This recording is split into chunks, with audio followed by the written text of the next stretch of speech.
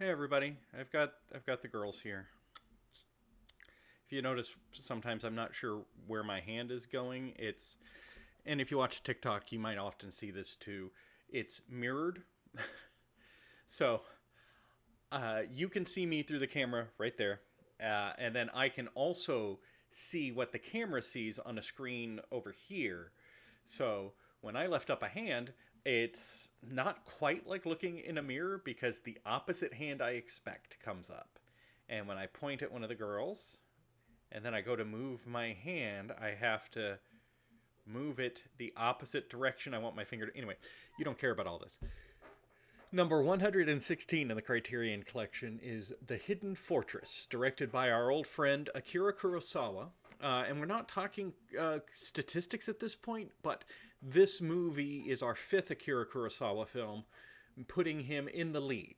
So far, there's a couple other directors who we've done 4 films from, but he's the first one we've done 5. From Japan from 1958, the 50s being the most popular decade of film that we've reviewed. Anyway, this is an interesting film for a lot of reasons. First of all, well, we'll save that for later. It's hard. I'm struggling to figure out where to start to address this. So, the main characters of our story are not the most important characters. It is two peasants who found themselves basically trapped in a war between two houses.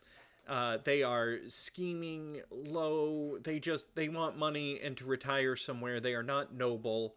They can be helpful, but their whole goal in life is just to have money and be left alone. They frequently find themselves on the wrong side of this conflict, and even when they're on their side, they're assumed to be traitors or deserters, and so they keep getting put to work digging graves for dead soldiers. Um, and they're the stars of our movie, but theirs isn't the story of this movie. They come across a man who is actually a general in disguise, and he doesn't hide it. Like, he tells them who he is, and they're like, that's the name of a famous general. You're not a famous general.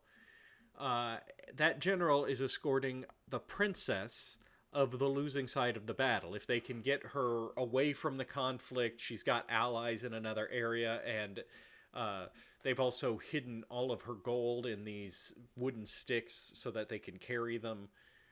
So it's a journey to get her to safety.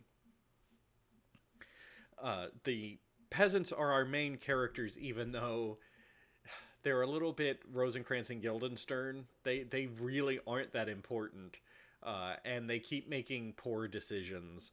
But they're our main characters, and the story of the general and the princess, who are disguised. The princess pretends to be mute. Another one of her servants offered herself up as I'm the princess, and she was executed. So there's a layer of safety, but still, they're trying to get through this. It has good comedic moments. It has excellent fight sequences. In particular, there's a spear duel that I think is done extremely well. It's also credited as one of the inspirations for Star Wars, which I can kind of see. If the princess is Princess Leia, then her bodyguard is Obi-Wan Kenobi. There's also kind of a Lando character. But I don't want to spoil that. And then I guess you would count the two peasants as the droids because they are occasionally helpful, but generally don't contribute to the plot. They're more along for the ride and then helpful sometimes. There is no Luke in this particular dynamic. Um, it's a longer movie, but it's pretty good. The fight sequences are good. I always like it when a film mixes in a bit of comedy. The cinematography, of course, is excellent. It's Akira Kurosawa. The film looks great. So, should you watch The Hidden Fortress? Do you like long samurai films? Because if so, this is kind of your jam. It is less samurai.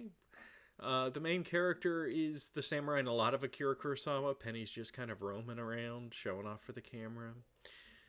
Uh, so it's a little less. Most samurai films is like the samurai wanders into town, gets into trouble, saves the town, and leaves. So it's a little less that, but a lot of the aesthetics are still there, the setting and everything. I liked it. I don't have a whole lot more to say. Supposedly, this film is frequently overshadowed by Akira Kurosawa's other stuff like Seven Samurais. But this is a perfectly good film that deserves its place in history. So, there's our final analysis. Next time, number 117, Diary of a Chambermaid by Louis Buñuel from France from 1964. And then after that, we're on for a spate of English films. 1, 2, 3, 4, 5, 6 English films in a row. So, once more into France. I will see you guys next time.